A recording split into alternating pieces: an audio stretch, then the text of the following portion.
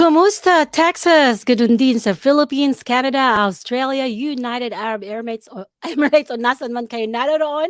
Samahan niyo ako sa isang oras na naman na Usapang Off the Record. I am your host, Aileen 𝘱𝘰𝘴𝘓𝘕. I'm an attorney licensed here in the state of Texas and in the Philippines, and I am the managing partner of 𝘱𝘱𝘰𝘴𝘓𝑚 Law Firm that is based here in Houston, Texas.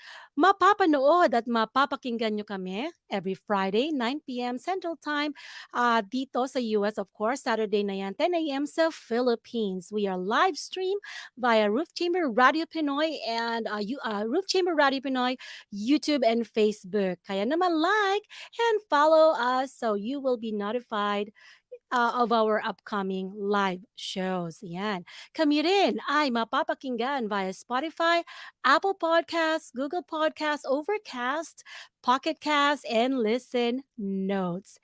And if you are joining us on the live show, you may post your comments, your questions, your shout outs to your friends, and we will read them. I will read them during the show. And of course, if you have questions, we will try to answer those questions sa abot ng ating makakaya, of course, during the live show. Alam nyo, ang topic natin ngayon ay divorce. You know, hindi naman natin, it's not a new topic here sa Usapang Off the Record. Ang kaibahan nga lang um, tayo ngayon ay soloist. So, ako ang makakasama nyo the whole time dito sa show at pag-uusapan natin ang process of getting divorced here sa Texas. Because you know, divorce law is a state law. So, maaaring iba-iba ang process sa iba't ibang states. And even in the Philippines, iba rin, actually sa Philippines, walang divorce, kundi dissolution of marriage. So, hindi natin pasigurado kung magkakaroon na nga ba ng divorce sa Pilipinas. Pero bago natin simulan ang ating usapan sa divorce ngayong araw na ito, I'd like to bring up first a current event na talagang very current kasi ngayon lang yan nangyari. Ngayong araw lang dito sa US lumabas ito. Today, almost after 50 years, the US Supreme Court ay naglalabas ng bagong ruling. In a 6-3 ruling ng Supreme Court ay overturn ang Roe versus Wade. Ang Roe versus itong ruling ng Supreme Court na ito actually ended the constitutional right to abortion. Ngayon, bakit nga ba controversial tong Roe versus Wade? Although hindi ito ang ating topic, ito ay very current right now dahil nagkaroon ng maraming mga protesta on both sides sa mga pro-life at saka yung mga pro-divorce.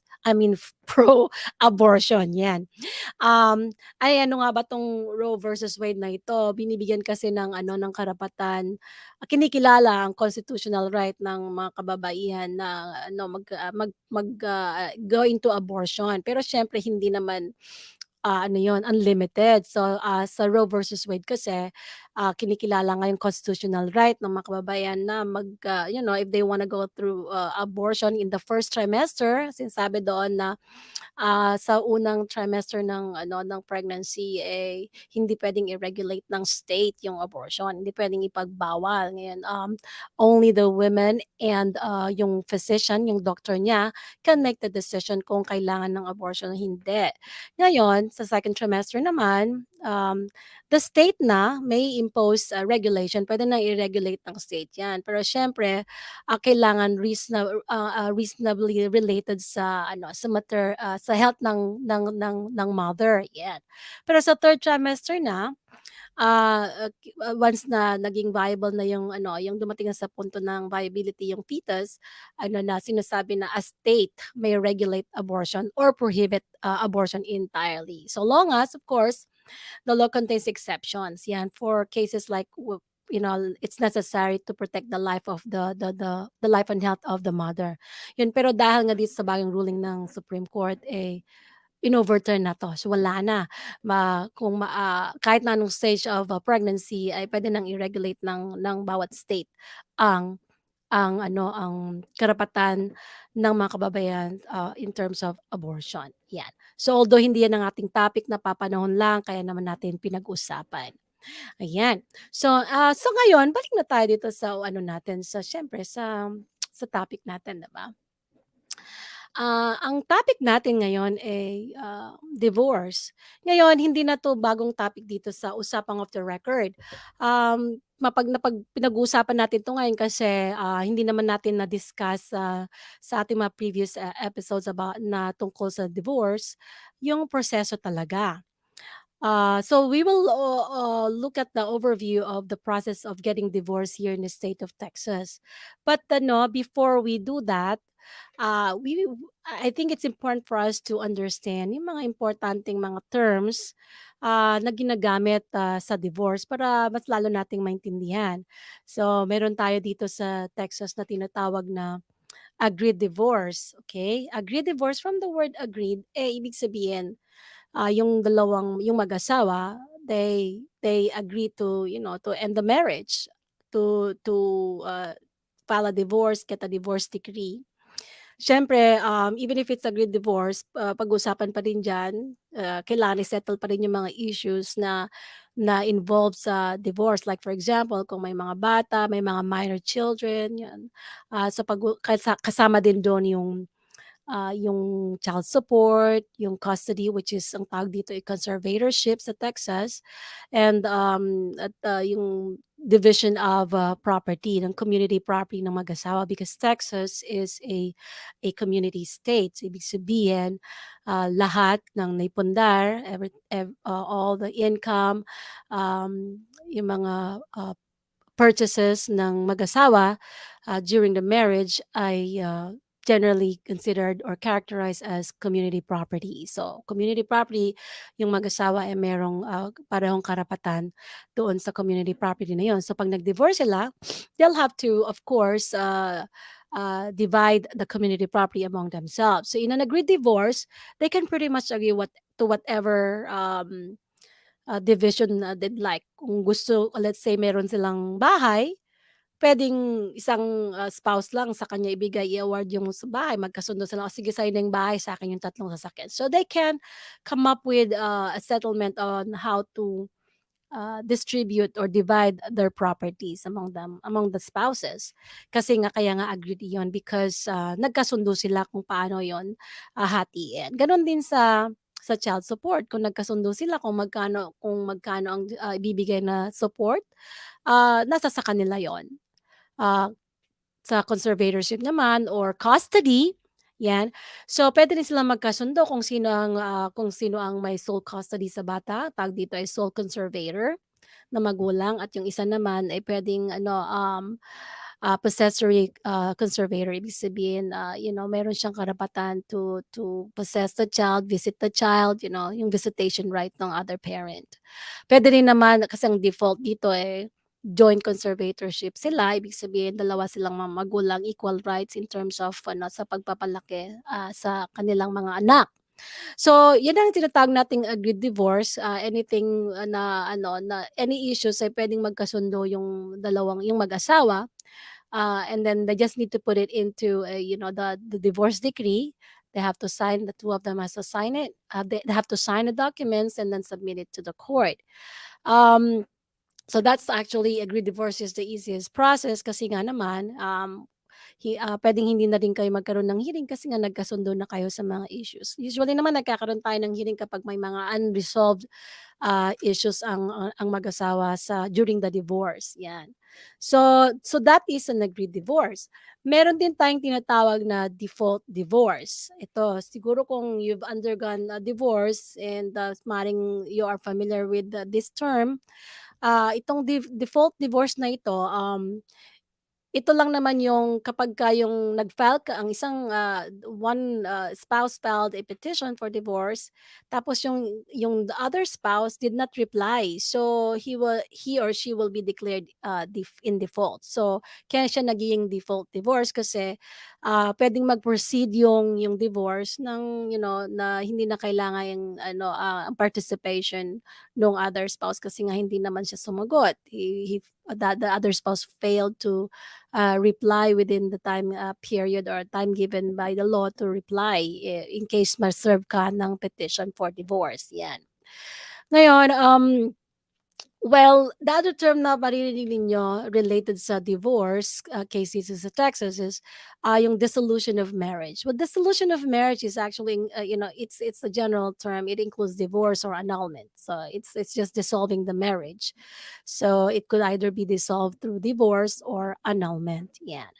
And the other important term there, if you are filing for divorce here in the state of Texas, ay yung term na petitioner and yung terms na petitioner and respondent. So when you say petitioner, ito lang naman yung spouse na nag-file ng petition, yung nag-initiate ng filing. Okay? So ikaw, let's say for example, yung wife filed the petition for divorce, then yung wife ang tinatawag na petitioner. And then the other spouse, siya naman ang tinatawag na respondent. Sa mga terms na kailangan ninyong maintindihan kapagka you are involved in a divorce proceeding or may nagtanong sa inyo about divorce dito sa Texas. Ngayon, so we know the petitioner, we know who's the respondent. Puwede rin yung respondent na maging counter petitioner din, you know?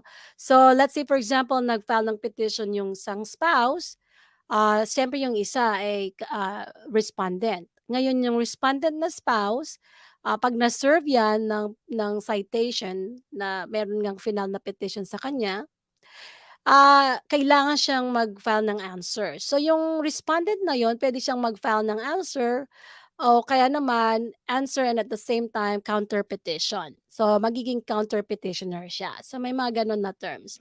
Ngayon, the other term na I think it's important for you to understand is the term pro se. Ang pro se, that means na hindi you are not being represented by an attorney sa divorce case mo. You are filing on your own. You are representing yourself in court. Yan. So pro se ang tawag doon. So that means you don't have an attorney who is representing you in your case. Yeah. Okay. All right. So those are just some of the important terms dapat nating maintindihan. And also, I'd like to add the term uncontested divorce. Kasi kanina 'di ba, nabanggit natin na agreed divorce. Tapos ito naman uncontested. Ang ibig sabihin na uncontested ay it could either be an agreed divorce o kaya naman default divorce. Kasi nga uncontested dahil hindi naman nagko-contest yung other spouse. Nagkaroon kasi na either nagkaroon kayo ng agreement na ganito na nga ang gagawin ninyo sa mga issues like child support, custody, and division of property.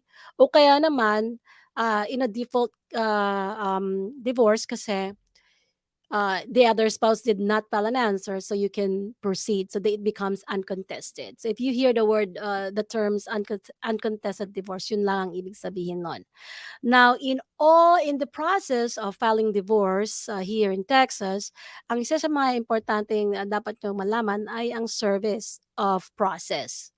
Yung service of process na yun yung formal act notifying you that there is a lawsuit, or in this case, a petition for divorce that is filed by your spouse against you. So you have to be served. You have to be served of a copy of the petition filed nung other spouse mo, the petition for divorce. Now, when we say service of process, you have to actually received yung petition, because kung hindi mo if you did not receive your a copy of the petition, how will you know that there is a petition filed against you? Interesting, di ba? And why is it important for you to be served in this case? Kasi through service, magkakaroon ng jurisdiction ang court sa'yo. So that means the court can, proceed with the petition for divorce once the court acquired jurisdiction over your person. Now, service of process, kaya yan ay importante. And then we will talk more about that kasi that is very much related sa talaga namang pag-uusapan natin today, which is actually, the start of a divorce case sa'yo. You have to be served para magkaroon ng jurisdiction ang court sa'yo, so that the court can go on and proceed to handle or hear your case and adjudicate your divorce and issue a decree terminating your marriage. Ayan. So, but before we continue, I know that meron na tayong mga questions here, and I think this is very no, timely itong isang question. So let's go ahead and read a question. It's actually from Orly R. Design. Sabi niya, how long does it take to get a divorce in Texas? How long? Actually, this question ay ano yan eh, parang yan ang laging itinatanong ng mga clients kapag ka nagko-consult sila. Attorney, gaano katagal ba tong divorce na ito? Because alam mo, ang mga taong nagde-divorce, usually ano na yan, may pinagdadaanan, hindi masaya. Of course, nas na either depende na sa level ng stress nila yan, pero, it's not, easy to go through divorce. And so kaya naintindihan din namin na, sometimes they're impatient na gusto na nilang matapos because they really wanted to end this suffering or misery nila na pinagdadaanan, because of the divorce case. So yung tanong na how long does it take to get a divorce in Texas? Actually, yung sagot ko diyan is it depends, okay? It depends sa iba't ibang mga factors. Like for example, it depends kung makiki-cooperate yung both, spouses kung magko-cooperate sila pareho, and they will decide to let's go ahead and settle the issue among ourselves, and they are willing to settle all the issues among themselves, then siyempre, mas mabilis ang process na 'yan. Ngayon, matatagalan kung the other spouse is not willing to cooperate o hindi magkasundo yung mag-asawa in terms of, resolving yung mga issues nila. Like for example, child custody, yung conservatorship, or child support, yan. And also yung division of their properties. So pag hindi sila magkasundo, syempre matatagalan kasi the court naman kasi here, as much as possible, they want the spouses to settle the issues among themselves. Kung po pwede lang, iayos nila because it's, buhay nila yun eh. But if kung hindi talaga sila mag-settle, magkaroon ng settlement, then that's the time the court will step in and will make decisions for the spouses. Kung paano ang custody, kung paano ang division of property, 'yan, at saka yung child support, 'yan. So, kung medyo, hindi makikipag-cooperate ang isang spouse, 'yun medyo matatagalan kasi may mga challenges kayong mga pagdadaanan at siyempre may mga, steps pa na kailangan na hindi mo dapat i-bypass 'yon. So, matatagalan. But, kahit na gaano kadali, kasimple yung settlement ninyo, let's say sabihin mo, "Attorney, ano na kami, nagkasundo na kami sa lahat ng mga issues." Ang pinakamabilis pa rin 'yan na madesisyonan ng isang divorce case dito kung saka-sakali man na it's uncontested, it's agreed divorce, ay hindi 'yan bababa sa 60 days. Kasi there is a 60-day cooling off period dito sa Texas. So when you file the petition, magbibilang ka na ng 60 days.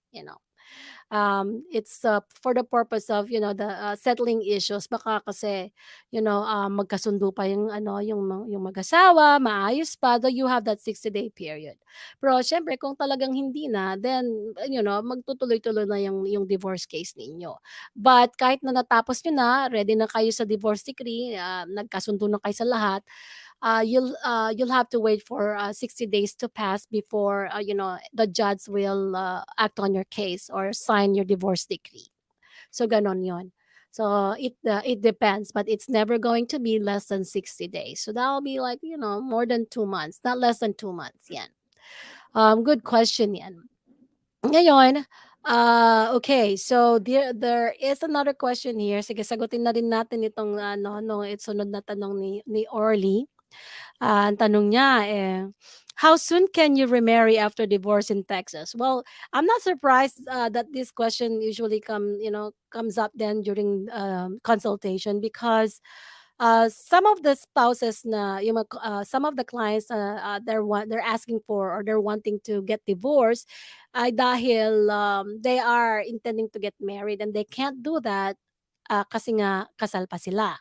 And what are the cases that usually this could be an issue is yung related sa immigration, 'di ba? So let's say for example, nagpunta dito yung yung spouse, 'di ba?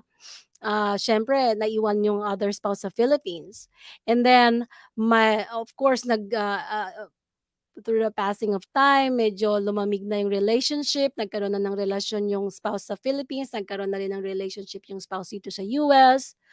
And then they wanna move on na sa bago nilang buhay, but they can't get married pa kasi nga kasal pa sila yung spouse sa Pilipinas tsaka yung dito sa US. So they have to terminate that. And so the spouse here in the US will file a petition for divorce.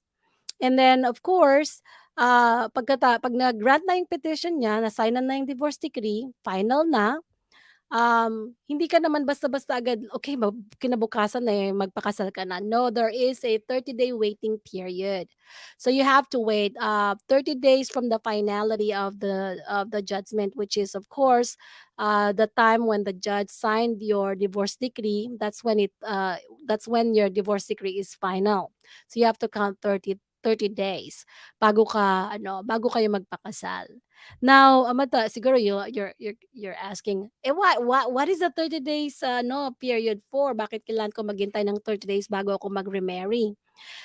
Kasi binibigyan ng time to appeal, you know? So that's the time to appeal kasi. If the other spouse would like to appeal the decision, then meron siyang, that time period. So they have to wait for that right to appeal to expire bago siyempre ikaw talagang tuluyang magpakasal. Pero final na talaga and there's no more issues na puwedeng maging challenge sa new marriage mo, 'yan. So 30 days lang naman ang hihintayin, 'di ba? Okay, so yes, very interesting questions, and thank you for those questions, early. And I would like to encourage others also na kasama natin ngayon sa live show to go ahead and post your question, and I'll try my best to answer your questions during the live show. So don't wait for the live show to be over bago kayo magtanong. Okay, sayang naman yung opportunity ninyo to ask questions. Okay, so um all right. So now, I'd like to discuss a little bit about itong service of process kasi this is actually a very important steps filing of divorce here in Texas. And I already mentioned earlier na if you are not served properly ng petition, the court will not acquire jurisdiction over your person, and then the court therefore cannot adjudicate the petition. So hindi magmo-move forward yung petition, at pag tumagal pa yan na walang movement a certain time, ay puwedeng i-dismiss na yon ng court, na sabihin, "Oh, this is na papapadalan ka ng notice of intent to na yan, to dismiss your case, and then mag-start ka ulit." So, well, for the service of process, siyempre ang diyan, requirement niyan is of course, the other spouse must be served of the petition, the process um, personally. Okay? So, it's either you deliver it personally kung alam mo yung address nung spouse mo, or service through constable or sheriff. So, pagka gano'n, puwede you have to pay additional fee for that, for the service fee. And hindi naman masyadong mahal 'yun, pero yung sa mga $85 nagre-range sa ganyan yung service fee. In addition of course sa filing fee 'pag nag-file ka ng petition. So kailangan ding i-serve yung other spouse. Ngayon, 'pag, let's say for example naman, eh, hindi na-serve at some point, hindi hindi mabigay personally yung petition mo for some reasons, hindi pa naman yun ang katapusan nun. There are other ways, there are alternative methods to serve the other spouse. Lalo na kung hindi mo alam yung address o iniiwasan mo, ganyan, there are other ways to serve. And then of course, we will explore more about that as we talk about the divorce process. Ito nga ang ating topic ngayon. Yan. Okay. Now, before we continue, there is a very interesting scenario that I'd like to share with you. This is actually an account of a person. Not Hindi naman siya yung talagang undergoing divorce, but it's a divorce na ano ng kanyang kaibigan, and I'd like to share it with you, and then we will talk about it, ano yung issues, and maybe makaka-relate kayo doon sa topic na yun, sa issue ng tao. But before I share with you the video, let's pause for a very short break, and then when we come back, we're gonna listen and watch the video that was prepared by our anonymous anong tawag natin dito, anonymous hindi naman guest, but na nag-i-inquire, anonymous inquirer. Okay, so I'll see you in a bit, so stick around. Hello to everyone from Roof Chamber Radio. I'm encouraging all of you to stay here, stay in this chamber. If you want to be inspired, you want to be encouraged, this is where it's at. And we're all going to need this, especially, in this new year that we're in. We don't know what's up for tomorrow. We don't know what's going to happen next week or next month. But I believe that when you gather with people who believe in the power, the faithfulness, and the goodness of the Lord Jesus Christ, there is power in that in itself. So stay here. Stay in the Roof Chamber Radio. Be inspired, be encouraged, and let's all go through life, not on our own, and more than just with each other, but let's speak the faith, let's share the faith, let's live by faith, and let's walk by faith. God bless you all, everyone from Roof Chamber Radio. And we're back, of course, narito pa rin tayo sa Usapang Off the Record with, of course, ako, Attorney Aileen, yan. And pinag-uusapan natin ngayon ang, of course, divorce, ang what if. So we will share a scenario na kung saan pag-uusapan natin yung issue nung nagna-narrate doon sa ating isi-share na video sa inyo ngayon. So let's show the video, and I'd like you to listen and try to understand the concern of this person. Okay, and here it goes. My friend had been married for more than 10 years to her husband, and I know that they love each other. They devoted so much time trying to have a baby. But a decade passed and no baby was born. My friend developed depression. She cries whenever she sees a baby. Well, that was a problem because she worked as a nurse at the NICU. But as per our friend's advice, she left her work. I got busy with my work and had not communicated with her for a while. Then I saw her at one of the events that I attended. I don't know how to describe her, really, but I know that she's not better. And I was right, because when we had the time to reconnect, I learned that she was divorced by her husband. But what is not clear to me is that she had no idea that she was already divorced until she consulted an attorney about some immigration issues. The attorney found out that she has been divorced for about 6 months already. She had no idea. So, I guess my question is, can one get a divorce without the other spouse knowing it? Is it even possible?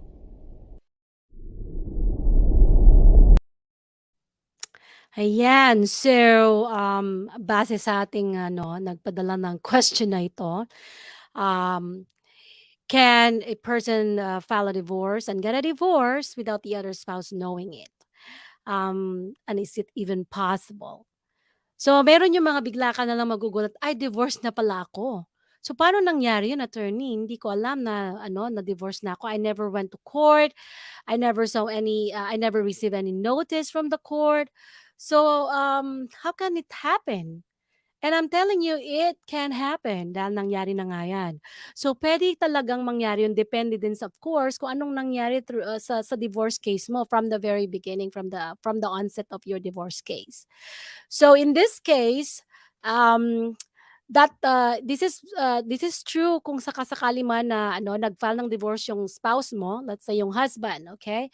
Nag-file ng divorce, doon sa kanyang spouse, sa district court, sa family court, kung saan, the whoever filed the petition is, domiciled or, staying in whatever county. Kasi alam mo dito sa Texas, you can file for a divorce. You can file a petition for divorce as long as you have been domiciled here in Texas for 6 months, and you can file doon sa county kung saan ka nakatira for if you have been living in that county for 90 days prior to the filing of the petition. So, pwede kang mag-file niyan. Kaya kahit nga yung spouse mo is not in the same county, is not here in Texas, you can still file divorce here in Texas as long as you can comply with the required residency dito sa Texas. Okay?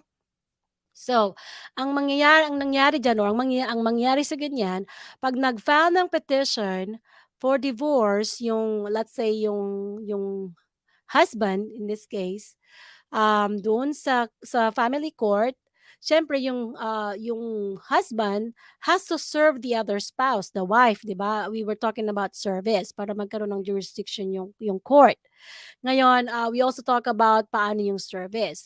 Now, um, the the exception when you don't need to serve your spouse, of the petition that you filed is through a waiver, okay?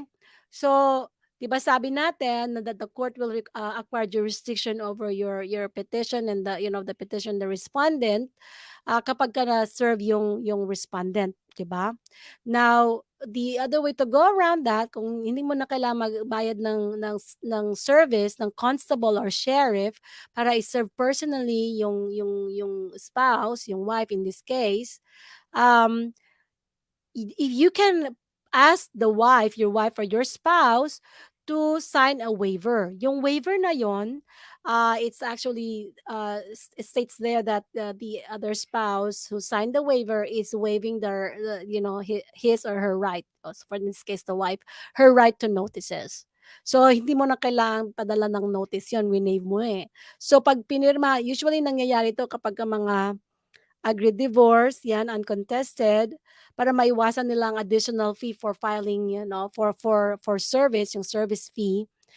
They prepare a waiver and they ask the other spouse to sign the waiver. And then it's very, very convenient for the other spouse to just sign it. Kasi siyempre sabi nila, "Ay magkakasundo naman tayo sa lahat ng mga ano ng ating mga issues eh. So go ahead and sign it para hindi na tayo mag-extra pay, hindi na magbayad ng service fee." So the other spouse naman, thinking that it's just a waiver of notice and hindi niya masyadong naintindihan yung legal implication nun, nag-sign naman siya.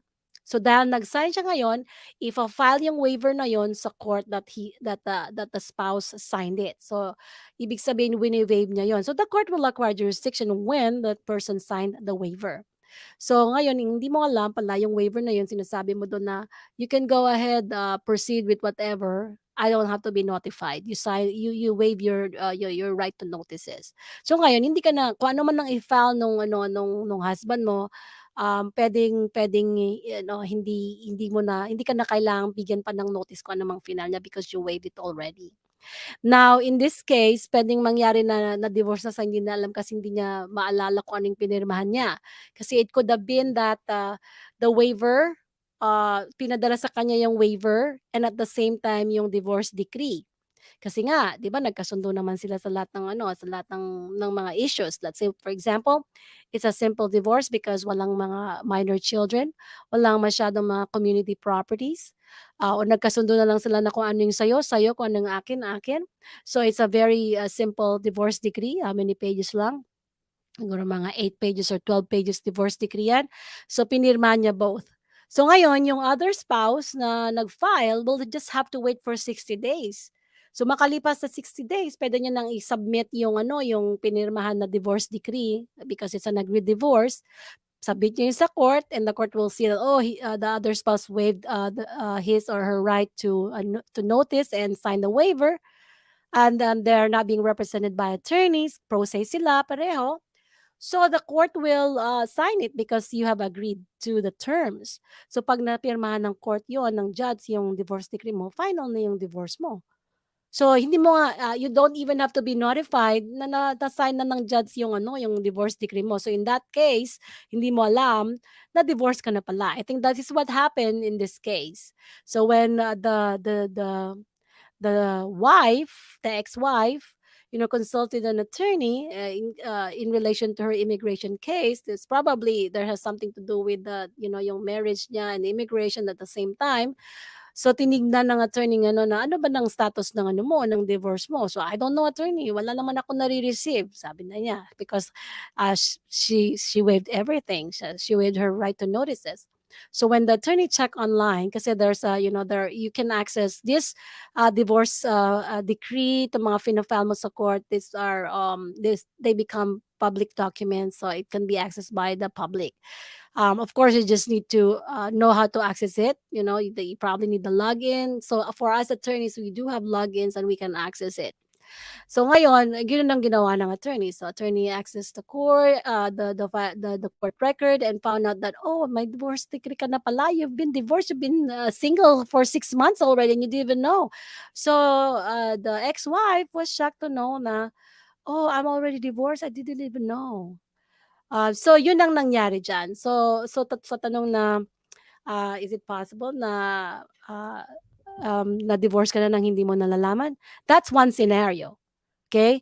There are other, scenarios na puwede rin na-finalize ang divorce mo nang hindi mo rin alam. Because, hindi ka nga nagpapakita, hindi ka nagpaparamdam, hindi ka ma-serve ng, yung other spouse. So in what case naman ito, example naman nito ay, let's say for example, naghiwalay kayo, 'di ba? So galit-galit kayo, let's say. Um, Umalis ka na sa bahay, umalis na siya, wala na kayong communication, no contacts at all. So nag-file ngayon yung, let's say yung husband nag-file ng divorce against you, sa of course dun sa county kung saan siya nakatira, saan siya, resident for 90 days, 'di ba, dito sa Texas, nag-file siya doon and he doesn't know where you are, or your whereabouts. So ngayon, paano ka ise-serve? Hindi ka naman puwedeng mag-waiver because, hindi nga alam kung nasaan ka. Hindi ka naman puwedeng i-serve ng constable kasi hindi alam kung saan ka nakatira. So nabanggit ko kanina, there are alternative ways to serve you. So hindi mo puwedeng taguan o magtago, ayoko ma-divorce, hindi ako magpapakita, gano'n. Kasi there are alternative ways. The one way is, yung ano, email. Kung alam ng ano, ng spouse mo yung email address mo at, sinend niya sa email yung petition, yung copy ng petition at nag-reply ka, so na-receive mo yon, so na-serve ka, okay? The other alternative way is publication. So they have to publish yung petition, for divorce sa newspaper, in the area kung saan ka huling, the last known address mo, publication. So 'pag natapos yung publication, then puwede the court has already acquired jurisdiction, can proceed with your divorce case. Hindi mo alam yon kasi siyempre hindi ka naman nagbabasa siguro ng newspaper o hindi mo nabalitaan, so nagpo-proceed na pala yung divorce case mo, hindi mo alam kasi you were served through publication. Now the other, service ngayon is they can also serve you through your Facebook account. So 'pag may Facebook ka, 'di ba, post ka ng post diyan, kahit hindi mo sinasabi kung nasaan ka, 'di ba? Hindi mo sinasabi, hindi hindi ka nagche-check-in kung nasaan ka. Um, Puwede ka ring i-serve through sa Facebook, papadala sa'yo do'n sa Facebook mo ipo-post yung petition. Of course, hindi naman basta-basta 'to puwedeng gawin, kailangan humingi ng ano, ng court order na that you will be served, alternatively yung mga publication, email, 'yan, sa Facebook page mo, 'yan. 'Pag in-approve 'yan ng court, then your spouse can can serve you through that means, so Facebook man yan or publication. And then they can proceed with with the divorce case without you knowing it. Kung hindi ka nagbabasa ng Facebook mo, let's say for example, o na-receive mo, in-ignore mo, ganyan, they can proceed with the divorce case and finish it and obtain a divorce decree without you knowing it, tapos na pala you are already divorced. So that could also happen. That's one another scenario where hindi mo alam na you're already divorced. The other spouse can get a divorce decree without you knowing it. Yan. So that's why dun sa question natin na yon, is it possible? Yes, it is very much possible. So kaya nga sinasabi ko, if you know that a divorce is coming, wag mong takbuhan, wag mong taguan. Mas maganda nga receive mo yung notice, yung citation para alam mo kung anong gagawin mo, para alam mo kung paano mo proprotektahan yung mga karapatan mo, yung rights mo, especially if there are children involved and properties involved. Ayan. Okay? So, very good scenario, and it happens a lot, especially here sa Texas. Ano, may mga Filipino na nagpa-file ng divorce dito, tapos yung other spouse ay nasa Philippines and you don't know where the other spouse is, hindi mo alam kung saan mo siya isa-serve. It cannot, you can also serve that your spouse in the Philippines through publication. Kung let's say ang huling balita mo nasa ano siya, nasa let's say nasa Quezon siya, or then you publish there sa Quezon area, yung newspaper of general circulation there, i-publish mo yung petition, then you have already served, and so you can proceed with your divorce decree. I mean divorce case. Ayan. Okay, so okay, so before we address, there are some questions here sa comment section natin. There are some questions that I'd like to address after a short break. So, mag-break muna tayo. Stick around. We will be right back. Hello, my name is Annabelle. I'm a member of PACC Texas Greater Houston Region. Please watch the Beast Talk every second and fourth Thursday of the month. Tara na, mag-TBT na tayo! Mabuhay! Yes, mabuhay ang TBT, the Best Talk. Yan ay of course ang live show ng ating Philippine American Chamber of Commerce Greater Houston Region dito sa, of course, it's sa Houston. And yan ay palabas. Sila naman, they do their live show every second and fourth Thursdays of the month. So abangan nyo yan. Dito din yan sa Roof Chamber Radyo Pinoy. Yan. YouTube and Facebook page. Okay, so let's go back to the comments. Meron tayo ditong question. Wait a minute. Meron tayong bumabati. Hello, attorney. Good evening from my mom, Delia Ligot. So very much siya ngayon. Sa Australia ngayon ay tanghali na. So they're having their lunch right now in Australia. Yan. So and then we have here a question. There we go. So here's the hypothetical question here. Let's go ahead and read it. Sabi niya dito, my wife filed a divorce petition against me. Can I ask the court to stop the divorce proceeding because I don't want my wife to divorce me? Well, that's good. This is just hypothetical. Actually, this is very interesting kasi sometimes, yung mga ibang mag-asawa, siyempre nagkaroon na sila ng strained relationship, ganyan, and then minsan nare-realize na pag na-file na yung divorce, mare-realize nung at fault na spouse na, you know what, I still want this marriage to work, and then they try their best to stop the divorce. How are they gonna stop the divorce? Siguro yung mga gagawin nila, based on my experience, yan, hindi sila magpapakita. They don't wanna be served.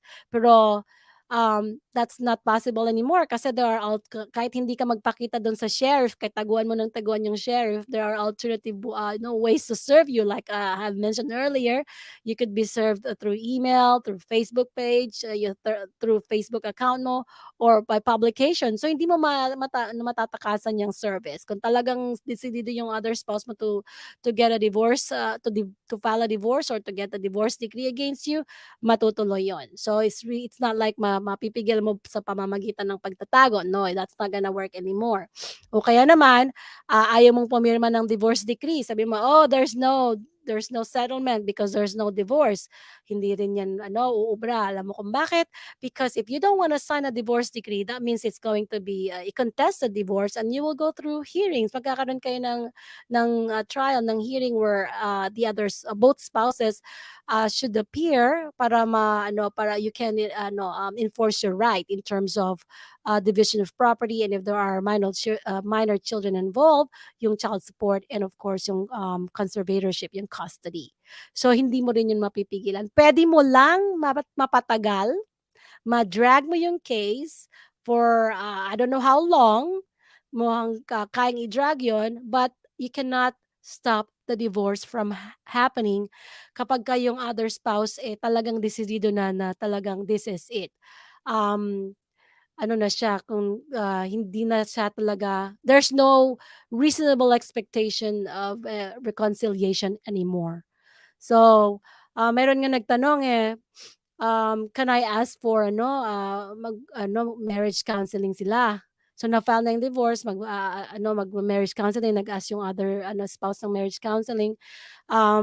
Mapipilit mo ba yung other spouse to undergo marriage counseling? Well, the court may approve or may grant your motion to for counseling or to order for counseling, but what if the other spouse doesn't want to, hindi makipag-cooperate? So it's just a waste of time kung talagang yung other spouse decidido na talagang to end the marriage, and most of the time naman ng mga judges, kapag nag-file ka ng motion for counseling ganyan, hindi masyado nilang they don't, I'm not saying they're not gonna approve it, pero tinitingnan nila yan na parang this is just gonna be a waste of time because the mere fact that the other spouse already filed for divorce, ayaw niya na ayaw, doesn't want to stay in the marriage anymore. So, kung talagang maayos pa yan, naayos niyo na yan bago pa nag-file ng divorce ng petition for divorce yung spouse mo. So, like I said, if you cannot stop a divorce from happening if the other spouse has decided to end the marriage. You will just drag the case, make it more expensive and costly for the both of you, but eventually, you will get the divorce decree. So, mas maganda na lang na, try to resolve it, get the settlement para hindi na masyadong maging challenging pa on both sides, i-settle niyo yung mga issues ninyo. Wag niyo nang hintayin pa na court ang mag-decide. Pero kung talagang hindi kayo magkasundo, well, the court will make the decision for you. Okay?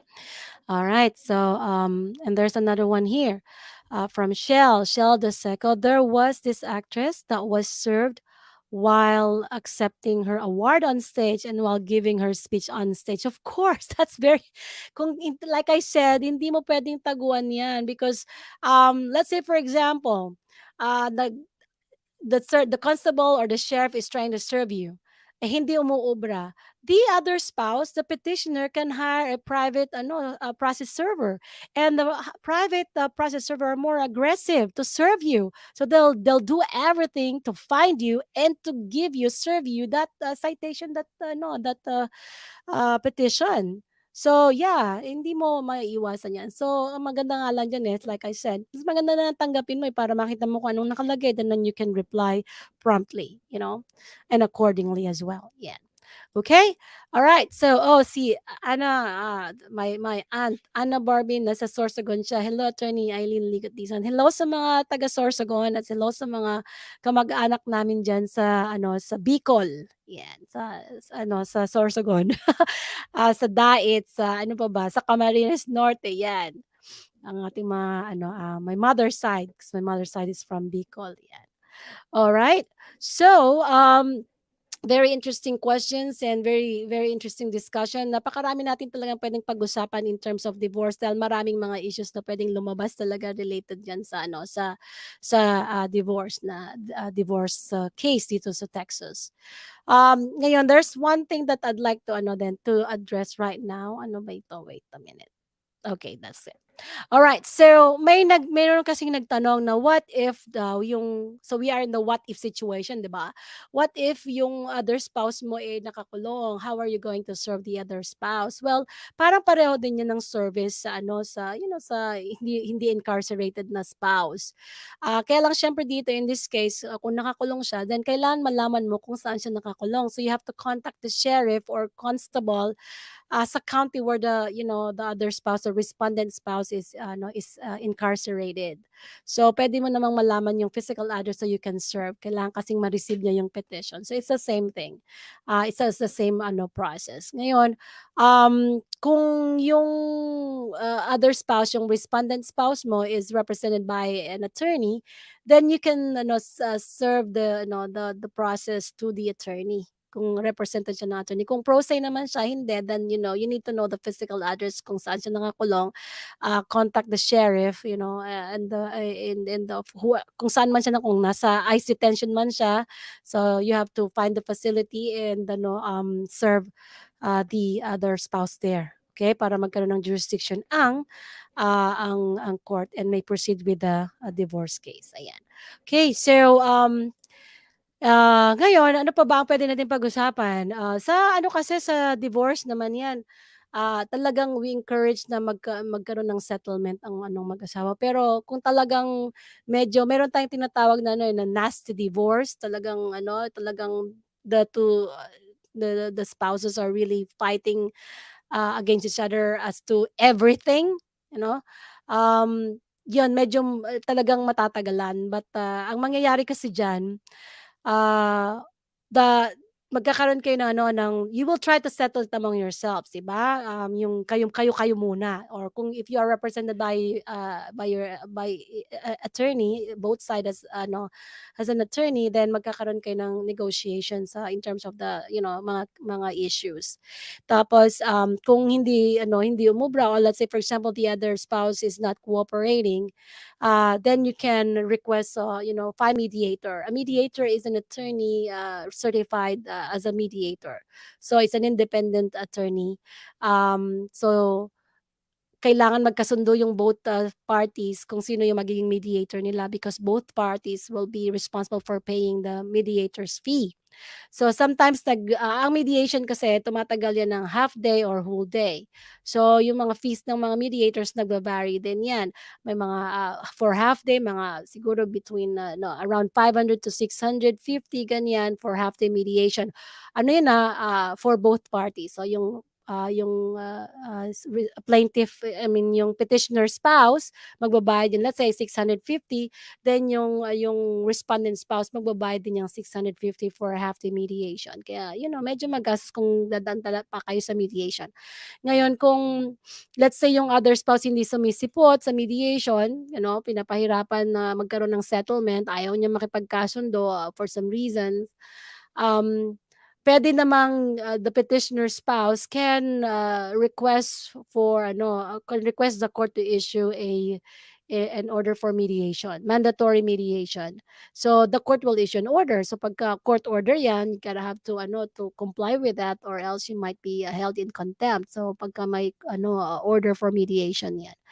Um, Kasi mahalaga na you tried, kaya mapakita mo sa court na you tried to mediate. Kung talagang hindi na kayo magkasundo, then the court will have to make decisions as to, the issues surrounding your divorce. Katulad ng child custody, child support, and yung division of your property. Yan. So, okay.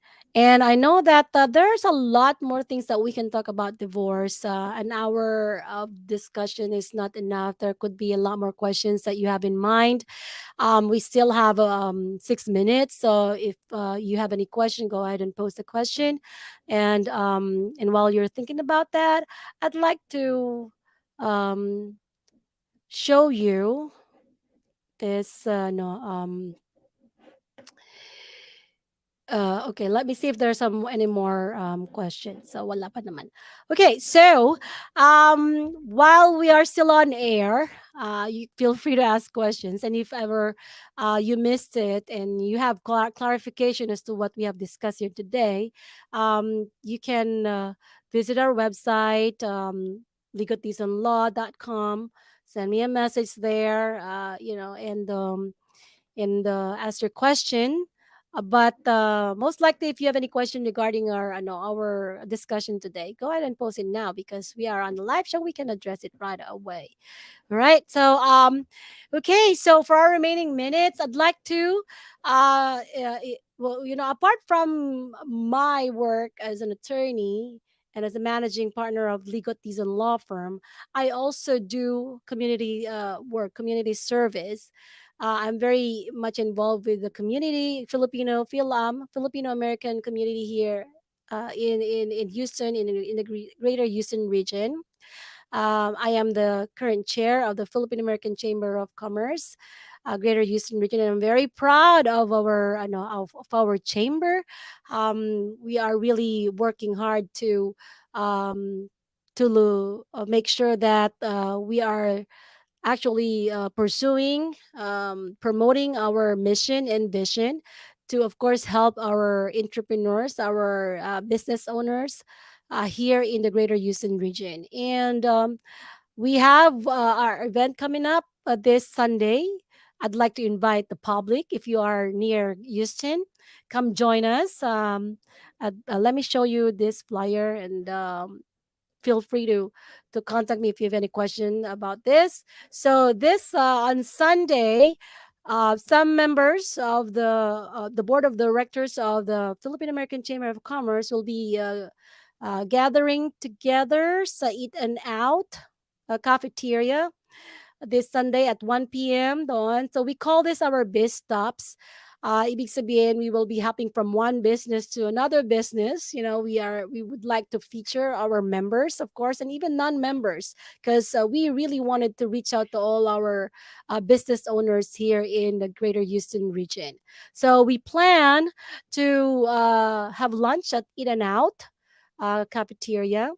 You can Google the address, and then after, it's gonna be a group of us, members and board of directors. So not just board of directors, but also members of the chamber and also friends of the chamber. Okay, so that's why I invite you. If you are free, come join us.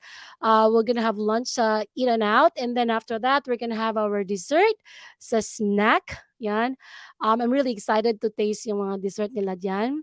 And after we, matapos kami mabusog, we are going to hop in sa natural spa. So probably pamper ourselves. So sometimes it's really good to feel pampered. Then you have to have your me time. That's what they say. Para the next day, ano ka na naman, very active ka na naman and ready to start your week. Monday ulit, diba? The next day, because it is gonna be Sunday. And then we're also gonna visit and consult with Dr. Michelle Pasya sa kanyang True Health and Wellness. And after that, ako talaga, I never went to a nail salon or nail spa, But I guess this is the time for me to pamper then myself, and kasi we're gonna be going to Mai, and siguro magkaroon I don't know kung ano pa yung mga services nila doon other than yung I think spa, so may mga ano din 'yan. I don't know, masahe. Like I said, I never go to a nail salon. So this is gonna be my first time. So this is very interesting. So come join us sa aming Biz Stops.